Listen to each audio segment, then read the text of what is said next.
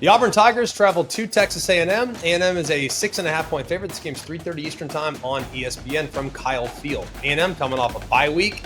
Auburn coming off a very disappointing yet hard-fought loss at the hands of Oklahoma. I think they proved to everybody, though, they could play with just about anyone. Look, Hugh Freeze, I think, has done a pretty good job this year.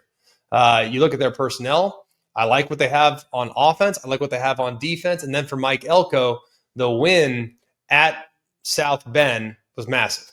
They have done a great job, I think, over the course of the last 2 years. Early on, things haven't gone as well in November, but you're probably going to get A&M's best in this game. The quarterback matchup's an interesting one. Jackson Arnold, we know what things looked like last week, a bunch of sacks, but he did throw for 220 and a touchdown. Through 4 games, he's been pretty efficient. Over 63% of his passes completed. He's got 5 touchdowns, 0 picks. He's also added 181 yards on the ground. However, an issue that's been around for a while rose back up last week. He does have a tendency to take a lot of sacks. Last year, he started 9 games, was sacked 34 times. Last week, he got dropped 9 times against the Sooners. So there has been sometimes a little bit of a hesitancy to throw the ball unless things are perfect, and that's not going to work out against top pass rushing units. And guess who has one of those? That'd be Texas A&M. Marcel Reed on the other side, everyone loves him. After the heroic performance in the road win at Notre Dame, threw for a career-high 360 and a couple touchdowns. Now, through 3 games, he's done a good job. 9 touchdowns, just 1 pick, adds 142 on the ground. I think there's a lot to like. However, there are still the occasional accuracy lapses. He'll have some big misses. His off-target percentage is over 17%. That is 131st in college football. There are a couple injuries in this game to be mindful of. Jay Crawford at corner for Auburn. He has a knee injury. His absence would be a pretty big blow to the secondary. And then for A&M, Bryce Anderson avoided that really scary injury against Notre Dame. We don't know what his timetable is to return, so we'll keep an eye on that as well. Question number 1, can Auburn's offensive line handle the pass rush from the A&M defensive front? 9 sacks. 9 sacks. That was last week. They gave up pressure on 36% of Jackson Arnold's dropbacks last week. Now, common sense would lead you to think that it's just on the O-line, but that was hardly the case. Jackson Arnold's got to get rid of the ball a little bit faster. And A&M's defensive pressure numbers haven't been jaw-dropping by any stretch. They've been fine. They could be big in this game, though. They're getting pressure on about 38% of their dropbacks, opposing quarterbacks' dropbacks. Now, Cassius Howell, he's got just 3 sacks. They actually came on 3 consecutive plays. And as a team, A&M has 9 sacks overall. So if Auburn can't hold up in protection, their best players, the wide receivers, they can create a lot of problems. I mean, Cam Coleman, Eric Singleton, Malcolm Simmons, this wide receiver room is probably the best room on the team, and it won't matter if they can't hold up in protection. Question 2, can Auburn's rushing attack get going again? They rushed for just 67 yards last week on 35 carries. A little skewed with the sack yardage in there. They still rush for nearly 200 yards a game and have a really talented 1-2 punch at running back with Jeremiah Cobb and Damari Alston. A&M's rush defense has been pretty inconsistent this year.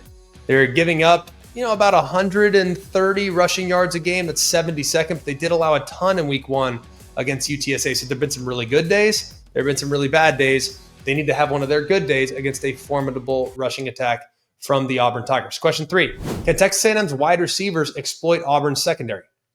And the Aggies come in with an offense that is completely different than it was a year ago. Last year, it was kind of the ground and pound, hand it off, let the offensive line do work. This year, they've really altered who they are.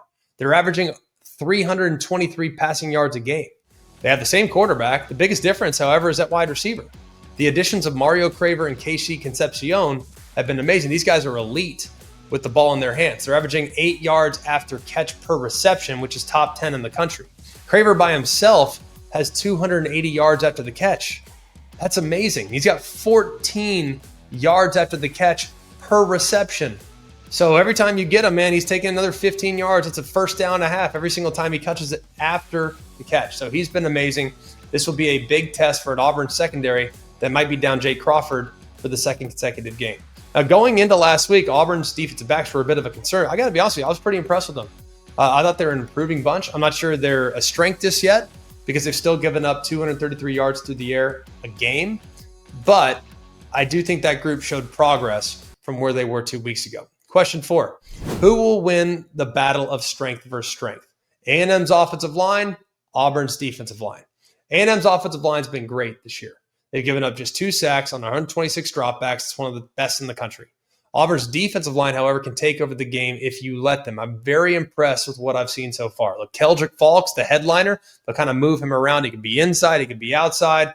But when he's outside, you also have to account for Kieran Crawford, who's been really good off the edge. They deep front. They have a lot of solid pieces, and they can beat you in a lot of different ways. Question 5. Can Auburn avoid critical penalties on the road? Last week, they had 13 penalties for 85 yards. They have 15 offensive penalties this year. That's 110th in college football. Felt like countless times they were sitting there 1st and 15, 2nd and 20. On defense and special teams, they've given up 11 first downs by way of penalty this year.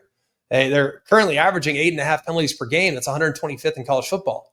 So they can't continue to get behind the sticks because of penalties. They got to be smarter. They got to be more disciplined on the road in a hostile environment. Pick. I will take Texas A&M, but I'll take the points here. I think it's going to be a dogfight between two teams that match up really well against each other.